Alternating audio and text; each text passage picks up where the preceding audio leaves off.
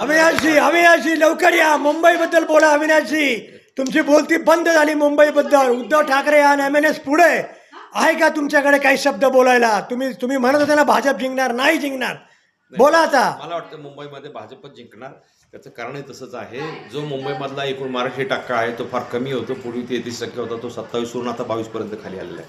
आणि ही निवडणूक जी झाली ती केवळ मराठी विरुद्ध अमराठी अशी झालेली आहे. त्याच्यामुळं मला वाटत नाही की शिवसेना आणि मनसे जरी एकत्र असली, मराठी अस्मितेच्या मुद्द्यावरती ही निवडणूक झालेली आहे.